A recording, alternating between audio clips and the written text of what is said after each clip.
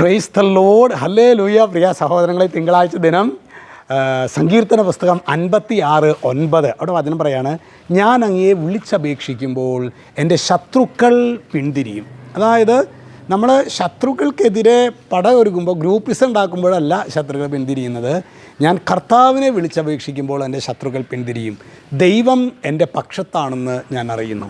അതായത് ഒരു ദൈവ പൈതൽ യേശുവിനെ വിളിച്ച് പ്രാർത്ഥിക്കുമ്പോൾ, പ്രിയ സഹോദരങ്ങളെ, അവനെതിരായിട്ട് ഒരുക്കിയിട്ടുള്ള എല്ലാ കുരുക്കുകളും ഒന്നായി കർത്താവ് അഴിച്ച് കളയും. ഒരു വ്യക്തി ഈശോയെ വിളിച്ചപേക്ഷിക്കുമ്പോൾ, ഞാൻ അങ്ങയെ വിളിച്ചപേക്ഷിക്കുമ്പോൾ എൻ്റെ ശത്രുക്കൾ പിന്തിരിയും.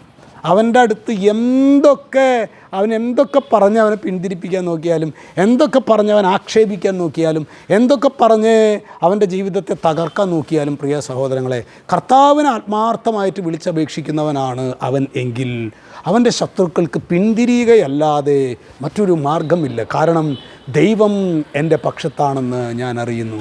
കർത്താവിൻ്റെ പക്ഷത്തുണ്ടെങ്കിൽ ആരെനിക്കു എതിരു നിൽക്കും? കർത്താവിൻ്റെ കൂടെയുണ്ടെങ്കിൽ ആരെനിക്കു നാശം വിതയ്ക്കും? അതായത് എന്നെ ഒരാൾക്കും തൊടാൻ പറ്റില്ല കർത്താവ്. അതുകൊണ്ട് പ്രിയ സഹോദരങ്ങളെ, ലോകത്തിൻ്റെ വ്യക്തികൾ നമ്മുടെ പക്ഷത്ത് നിർത്താനുള്ള ഒരു അടവ് തന്ത്രമല്ല നമ്മൾ നോക്കേണ്ടത്.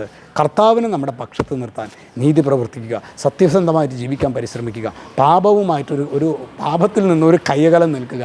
പ്രിയ സഹോദരങ്ങളെ, ഞാൻ അങ്ങേ വിളിച്ചപേക്ഷിക്കുമ്പോൾ എൻ്റെ ശത്രുക്കൾ പിന്തിരിയുമെന്ന വചനം നമ്മുടെ ജീവിതത്തിൽ, പ്രിയ സഹോദരങ്ങൾ, അത് അനുഗ്രഹമായി, അഭിഷേകമായി നമ്മുടെ ജീവിതത്തിൽ നമുക്ക് തീരുന്നത് നമുക്ക് കാണാൻ പറ്റും. ഈശോ നമ്മെല്ലാവരെയും സമൃദ്ധമായിട്ട് അനുഗ്രഹിക്കട്ടെ. രക്ഷിതാവായ യേശു ക്രിസ്തുവിൻ്റെ നാമത്തിൽ അനുഗ്രഹിക്കുന്നു, ഇപ്പോഴും എപ്പോഴും എന്നേക്കും.